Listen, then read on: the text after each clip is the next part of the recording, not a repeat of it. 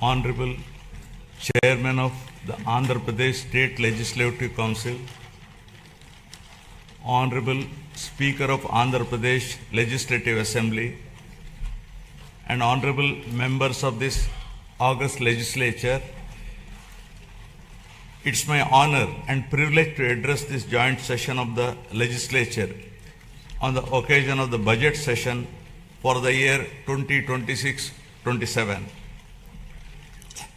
The state of Andhra Pradesh has witnessed significant transitions since its bifurcation in 2014. The government that assumed office that year was confronted with unprecedented challenges, including state reorganization, division of assets, loss of urban conglomeration and the capital city, infrastructure deficits, and an agricultural dominant economic base. Despite limited resources, concerted efforts were made to stabilize finances, improve connectivity, rebuild institutions, and lay the groundwork for long-term development. However, the change in governance in 2019 disrupted this momentum. Systemic governance failures emerged, growth stalled, financial stress intensified, institutions destroyed, total anarchy with breakdown of law and order, arbitrary restrictions placed through misuse of Section 22A, and key sectors such as infrastructure, power, irrigation suffered serious setbacks.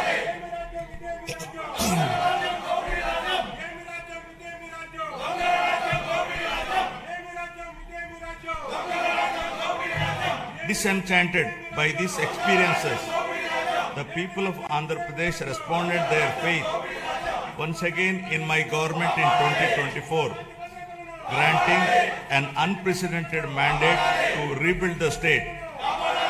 The decisive verdict of electing National Democratic Alliance government reflects their deep trust and confidence in the leadership of Honorable Chief Minister Sri Nara Chandrababu Naidu Garu, the committed partnership of Sri Pawan Kalyan Garu, Honorable Deputy Chief Minister, and the continued guidance and support of Honorable Prime Minister of India, Sri Narendra Modi Garu. Over the last 19 months, my government has followed a calibrated path from revival towards ascendance. Immediately after assuming office, an interim finance plan was placed to stabilize governance and address urgent obligations. This was followed by our first budget, prepared within a short span, which focused on delivering Super 6 and other welfare measures and restarting development activity. Over the next 9 months, corrections were made in policies, system, and expenditure priorities. We then presented a full year budget anchored in a long-term vision. Today, governance has moved beyond revival with welfare, development, and governance aligned to future-ready models. Upon assuming office, my government placed transparency at the forefront by releasing 7 white papers that objectively documented and thereby made common citizen understand the misgovernance in public finances, derailment of the Polavaram project, destruction of the power sector, misappropriation of natural resources, criminal excise policies, deterioration in law and order, and the misguided 3 capital proposal with an aim of destroying futuristic Amaravati that stalled the state's overall progress. By openly acknowledging the problems, my government demonstrated transparency and seriousness of intent. rather than treat them as standalone reports. Government viewed these papers as a starting point for course corrections. Present phase of governance is extremely critical and cannot be considered business as usual. It calls for a clear roadmap and a shared resolve for transformative governance. Accordingly, the government has unveiled the Swarnandhra Vision 2047, placing families and communities at the heart of development. This vision seeks to harmonize prosperity with dignity, growth with equity, and ambition with sustainability.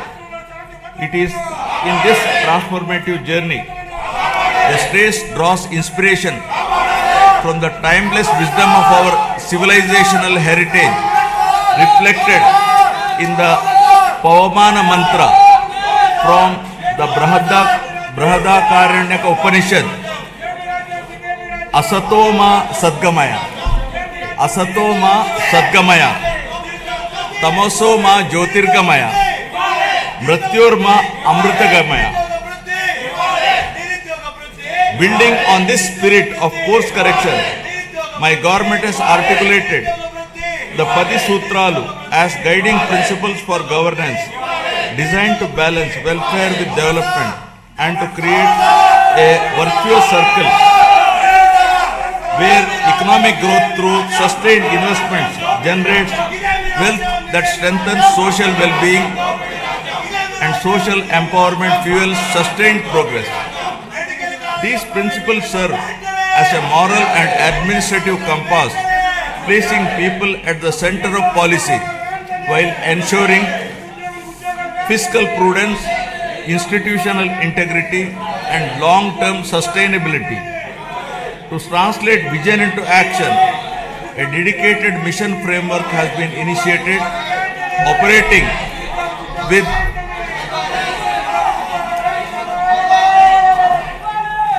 To translate this vision into action, a dedicated mission framework has been initiated, operating with clearly defined objectives, milestones, and accountability mechanisms.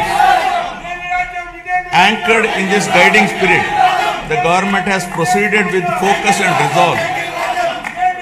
The Swarnandhra vision lays out a clear economic pathway, aiming for sustained high growth to build a rupees 308 lakh crore economy with a per capita income of rupees 55 lakh by 2047. While the long-term pursuit remains firm, the government is undertaking regular interventions and mid-course corrections to stay aligned with evolving realities.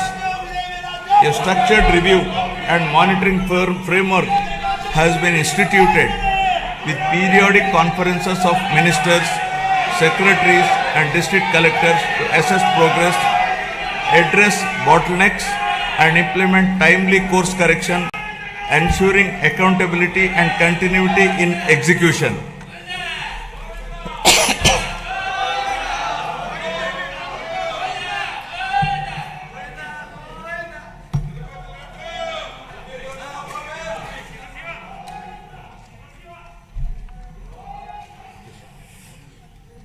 Resurgence to ascendance. My government has embarked on a clear and deliberate journey from resurgence to ascendance, guided by the resolve to rebuild, renew, and rise. The initial phase of governance focused on restoring stability, dignity, and trust through welfare support, economic revival, and administrative correction.